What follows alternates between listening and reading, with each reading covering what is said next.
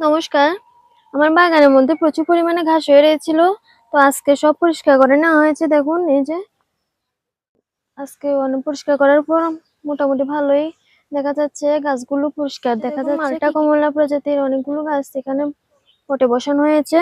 সাথে রয়েছে কিছু আমের চারা। আবার এখানে রয়েছে বলসুন্দরী, আপেল কুল গাছ, তারপরে আম গাছ। দেখুন এই আম গাছটার মধ্যে কি সুন্দর একটা আম ধরে আছে। তো এখানে লিচু গাছ, আরো কিছু আম গাছ পাশে। তো এখানে দেখুন মালটা গাছ, বাড়িওয়ান মালটা। তো এর মধ্যে অনেকগুলো ধরেছে। তো এটা হলো সবেদা গাছ। তো এটার মধ্যে ছিল, তুলে নিয়েছিলাম। তো আবার ফুল আসছে, এই যে আবার ফুল আসা শুরু হয়েছে। তো এই আম গাছগুলোতে ধরেনি, বয়স খুব কম। তো এগুলিকে প্রুনিং করে দেওয়া হয়েছে।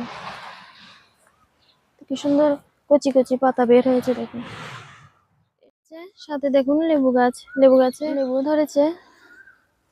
পেয়ারা গাছ, আরো অন্যান্য গাছ রয়েছে। এই গাছটা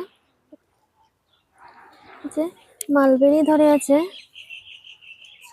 সবে মাত্র একটু বের হয়েছে, নতুন গাছ।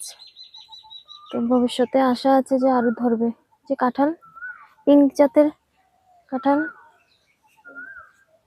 তো সব মিলিয়ে আমার বাগান, বর্ষাকাল তো চলে আসছে, আসার আগে আগে পরিষ্কার করে নেওয়া হয়েছে। নাহলে বর্ষাকালে ঘাস বেড়ে হাঁটার উপযোগী থাকে না। তো এখন মোটামুটি পরিষ্কার করে নেওয়া হয়েছে বর্ষাকাল আসার আগে আগে। তো আমার এই ছোট্ট বাগানটা দেখতে আপনাদের কেমন লেগেছে তা অবশ্যই জানাবেন। নমস্কার।